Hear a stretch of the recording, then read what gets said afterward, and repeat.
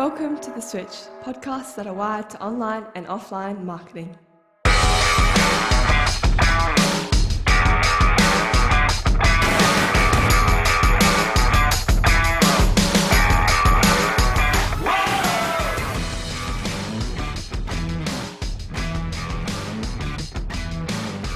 Alrighty, welcome everyone to the Switch. The 10th episode of The Switch. 10 episodes, that's a bit of a milestone. Never thought we'd get past episode 2. I thought maybe 2 or 3. And today's episode is brought to you by Notions Design and Burning Fruit. And we have and the topic today is artificial intelligence. Not a controversial topic at all. No. This is going to be fun. It's going to be It's a hot topic. It's a hot topic. Yeah, absolutely. This explosion of AI over the past. It's really been about 12 months where people have just gone, wow, yeah. What's going on? And it started off with the Mid-Journey stuff and people were, but it's been in the background, it's been happening for some time. It's just people haven't been aware of it. So and we've got some experts in today. We've got some experts in. As opposed to us. Where we just muddle along, Yeah, we just drop in and carry on like we normally do. Yeah, we've got Marc Moeller. So welcome along, Marc. He's an SEO. He's got his own SEO business called eComExperts. He's the CEO. Marc has already built something with AI, some kind of a communication writing program, and sold it. And he's also works in and around that space of SEO and how AI is impacting on that and everybody. So he's right across it. It's very important for his business and the growth of his business. And this guy has really immersed himself in AI and how that's affecting his industry. All about websites. Do we need websites? What's happening? We're going to talk about it. I know. Don't say sacrilege. Don't say that. So that's going to be it's going to be really interesting to get Marc's take on it. And also we've got John Cahill here from 041 Software.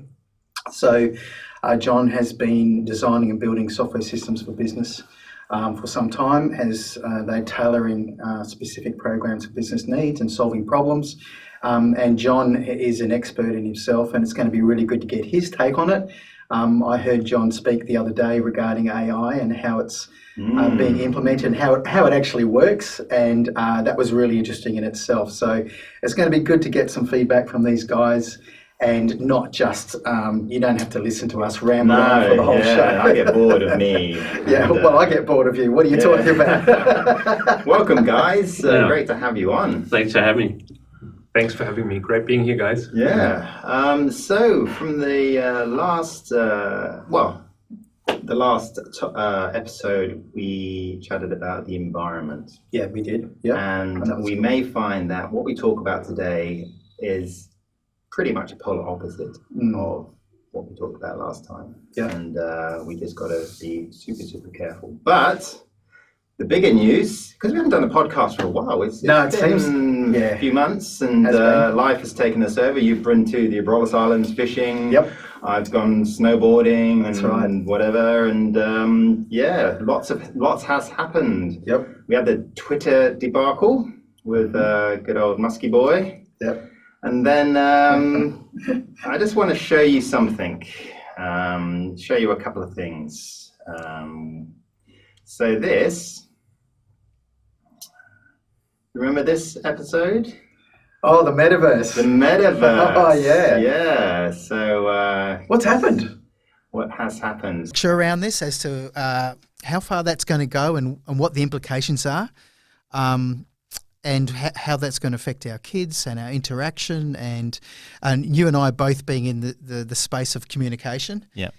I think the jury's out on that, but it's exciting in a lot of ways, but it's also extremely scary. That is scary. I'm all for online communication, but I'm all for human interaction as well. Absolutely. You need them both. And you see the impact of the lack of human interaction every single day. Yeah.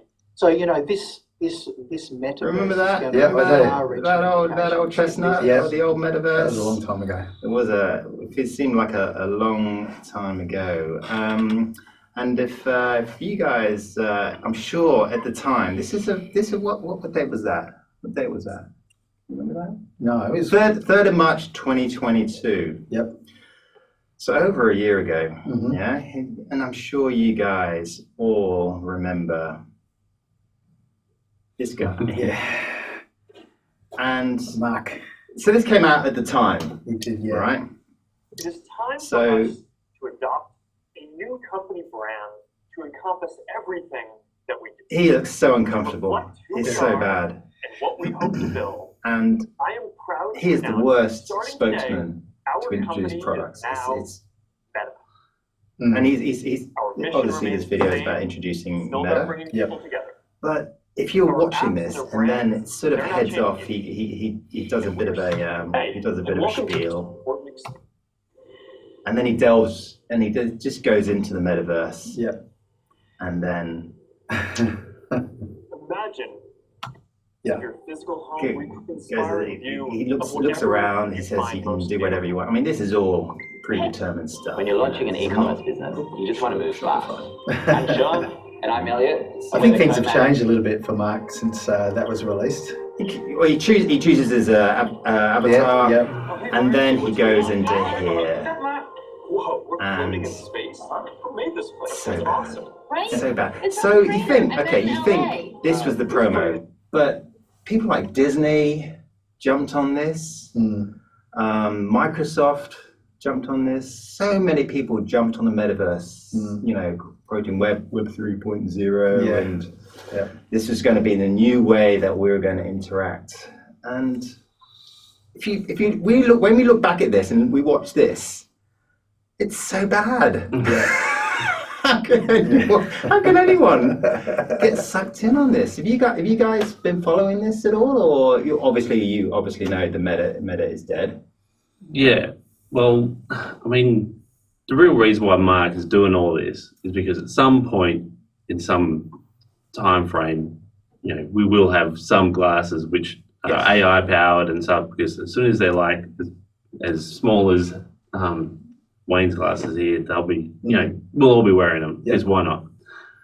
And Marc got screwed over by Apple, and like just recently with with the marketing and stuff, they lost tens of billions of dollars, and they don't want to be the last to make a new platform. Mm. So he's pushing for that, and as stupid as it is, you know, he's like, I want to get there, and so then making all that, it's just way too early, and he's pushing it hard. And you know, how much was he spending? Tens of billions of dollars per quarter on it. Marc, do you have you seen the dramatic downfall of this? What are your thoughts on that? Yeah, I haven't seen too much of the downfall, which might speak for itself, that nobody's really that interested in the metaverse anymore. And there's definitely been that attention peak, and now I think we've hit the bottom, which to me just relates to what humans really want in their life. And just seeing an ad for something that doesn't really help me in my everyday life in any form, doesn't give me an advantage in business, doesn't give my kids an advantage in school. It's just a new thing that a company is trying to push on us. So vague. It was so vague. Just some stats for you, John, because that's what I do. It was called. Did anyone know what that place was called? Anyone? I did. I forgot. Yeah. That's how much of an impact it had. Yeah. It was called. And get ready for the cringe. Decentraland. Yeah. Oh, really? Yeah. I mean, when you talk about cryptocurrencies and you think, the whole purpose of cryptocurrencies is decentralization, and just to call that. Do you think that's what persuaded him to go with that name? Probably. Because at the time, crypto was doing some pretty cool things at the time, and then that's sort of a lot of that stuff has crashed and burned. It's still there, and people are still investing, but it's like anything, it's ups and downs, ebbs and flows. But I feel that had something to do with it. But it wasn't really. That name isn't really a people-friendly name. It's not If I was going to come up with a brand around Sounds like something, a prison. yes. Like, Someone said, "Let's name this new break out of place." Decentraland. I never would have named it that. Yeah, but you sort of imagine, they're in a room and all these super cool names are coming up, and he goes, nah, decentralized. Everyone's looking at, all right, Marc, you can go with yours. Yeah. the movies that sort of portray this type of future. You got Tron, Yep. Ready Player One, which is very, very much like that, but a lot better. But that was a movie, so it was all pre-staged. And Second Life, the 2003 Metaverse, which was already developed. That's the thing. We've already had metaverses. I mean, Roblox is probably a metaverse as well. Second Life, I just said, like from 2003. There's nothing particularly new about these second metaverses where you can live another life. There's a lot of MMOs, you could say, metaverses as well. Yeah, well, that's what Wayne was talking about. The populations in those. The gamers that are in those, the numbers are phenomenal. Massive. Like phenomenal. So that's a nice segue into the stats here. So, he claimed that there'd be 1 billion people using the metaverse. By when? Which one? Well, but by when? That's the question. You just don't know. 25% of people will be using it at least 1 hour a day by 2026. Okay. Yeah. Wall Street Journal said it will change the way people work. Citi reported that there was a $13 trillion opportunity. Jeez. So those are the promises. And we all like promises, don't we? We always say promises. And that's what all these big companies jumped on. But the actual cost was 1.3 billion. Well, some would say he's still laying the groundwork for the inevitable, and that when we talk about it, that his name comes up and it's synonymous with that. So, from a future branding perspective, people are going to keep talking about it, as we are. I mean, that was a year ago, and we're talking about it again today. So, from a brand, experience, people are going, "Oh yeah, that's what Meta was all about." And they tried something, it failed, but it didn't really fail. It just hasn't come to fruition yet. So it might not be reflective of the figures he was expecting, and we might not get to those numbers by 26, or we might, because just look at Chat GTP and how quickly that has taken over. Well, development on it's done. Yep. So it's not yet 2026. No, that's right. But you're right. It's what John alluded to. Everyone thought at the time Meta was Facebook's way of getting away from Facebook. Yeah. And to divert attention away from the privacy issues and just how awful Facebook is. And I think that might have been his play with the name too, because there was a lot of talk, a lot of bad press around Facebook and their control over what was being said and how it was being used. Yeah. And so I'm thinking that was a way of offsetting that and getting people across to this platform that was decentralized. Yeah. And you're not going to have that same control. We're not going to be standing over you and using tactics and blocking you and banning you. It's a free speech type of place. I don't know. I'm just, But was it decentralized? Though? No. Yeah, exactly. I would. With Marc in charge of things, I failed to see that. So,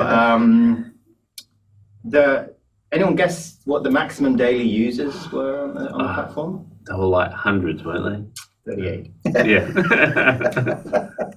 I knew it was low. Less than 200,000 monthly active users. Wow.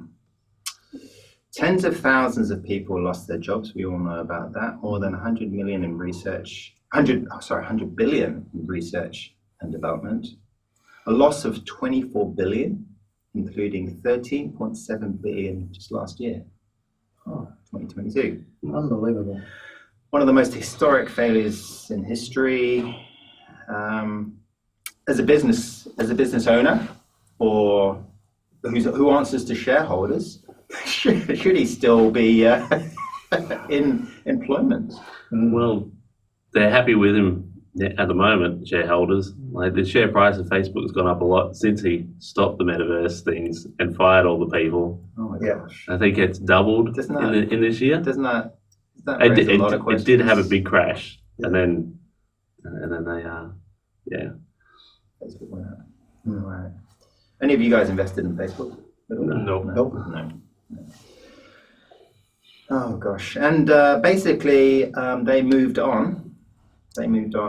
Well, he's moved on to. He claimed he's moving all his teams over to work on generative AI. So, is he jumping on the other bandwagon? It's not one he's creating, but No. it's one that's been around for a long time, and it's. At the end of the day, he makes his money through popularity and users, so he's going to go where he thinks that's where it's all going to happen. So, It's a shocking indictment of not only him, but I mean, he had a vision, and good on him. He had a vision, and when you got a great idea, you just go for it. We've all had our ideas, and we're all still coming up with ideas. Some of them come to fruition, some of them don't. Some of them don't cost that amount of money. But then what about all the other people who jumped on it though, and who just didn't even prove a business case to actually invest their own businesses, millions and millions of dollars, getting thousands of people on the bus to create Metaverse apps. Yeah. How shocking is that?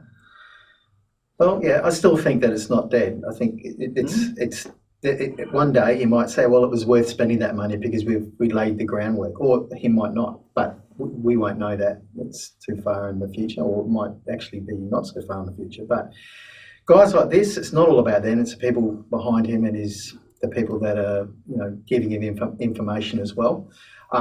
So yeah, I don't think that it's dead. I think it's probably laid some groundwork. That model, maybe it is dead, but there's been a lot of research, a lot of development around that still might be utilised. We just don't know. So yeah, I mean, what's seen as a massive disaster from an investor's point of view, or someone who's got lots of money to waste and whatever, mightn't be looking at it the same way as we are. So I think the jury's out on that one. We might see what happens in the near future. It'd be interesting to see what happens again when, because Apple's rumoured to launch their headset in a couple of months, and that and what happens with all the hype around all this stuff when they come in, if they actually make something that's worthwhile. From what I've heard, it's going to be like crazy expensive.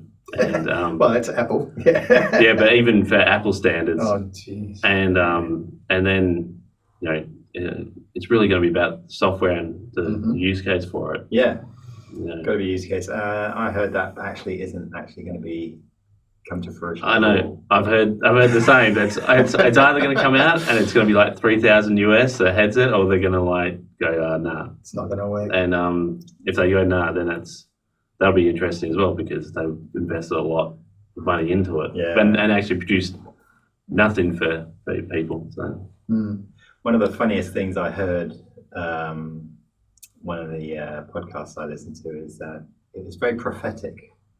Facebook, the name, because the Metaverse actually, you stuck something the size of a book on your face. I just love it. But when you talk about the Metaverse and you talk about AI, which is our topic today, and we reflect on the environment and all our discussions about sustainability, saving the planet, reducing our carbon footprint, and all the fads at the moment. Even in the past year, we've got the Metaverse coming up, is the AI phase, shall we say. I don't know how long that's going to last. We have crypto's chugging along somehow. I don't know where it's at the moment, but geez, man, it was a scary time. But they're all inward looking. They're all virtual. Everything's virtual. Do you think this is distracting from the real concerns that we should have? Are you laying down conspiracy theory? Right? That's what it's sounding like to me. No, it's the old sleight of hand. Something in front of you. No, not at all. I mean, something like Ready Player One. I don't know if you guys have seen that or read the book. Yeah. So the whole real world was a mess. Everyone went to the fake world to Everyone get went away to the from it fake. all. Yeah. Is that what we're sort of at the start at? Yeah, that's scary. That's a scary thought. I think we're probably at the inflection point with a lot of these things on whether we make the world good or like that, terrible for most of us. We're hiding away, whether that's with AI, whether that's with these VR and AR things, and then just generally the planet in general. Yeah. And we need to really decide and work on where on making the future that we actually want, not just letting it fall into something which is terrible. But people's attention spans are so short. Oh, and yes. I find that with all these newfangled things and technology moves so quick and everyone's moving on to the next best thing, that we're leaving the biggest concern of our lifetimes at the back door. And if we're not careful, our attention span on that is just going to waver. We're not going to continue doing the stuff for the environment or, teaching our kids about the environment, teaching young adults about really what you should be doing is pushing your attention to, we won't have a world to really live in 100 years' time if we don't do something now. I don't know. And big corporations, don't worry about that. We've created a world that you can escape to. Yeah. Don't worry about what's happening. Just strap on your oxygen masks and you're away. Can live in a box under the ocean. Yeah. And you're just strapped in and connected. Sounding like the Matrix, isn't it? It's crazy. Yeah. Oh, well, there you go. Yeah. No, it is a scary world. Marc? The first wave of AI, I think, has already left us with a lot of confusion and probably led to the distraction that we have at the moment in our world. What I mean specifically is that Facebook and Instagram, they've already had AI algorithms the whole time for probably 7 years, which are actually trying to exploit our attention spans to find out exactly what is it that Marc or Steve likes, and what is it that would engage him that he can't resist to actually click on and to keep spending time on our platform. So that was the first wave of AI, even though we kind of phrased it as social media, but really in the background all these platforms are running algorithms and AI systems that tried to learn about us. So that just becomes much more powerful now as the AI winter, as they call it, is over, which the AI winter was basically a time period where the AI development was very slow. So if what happened to us with our attention spans was the winter and kind of slow exploitation of our attention spans, then we do need to be concerned of what's going to happen next. So that's social engineering, isn't it?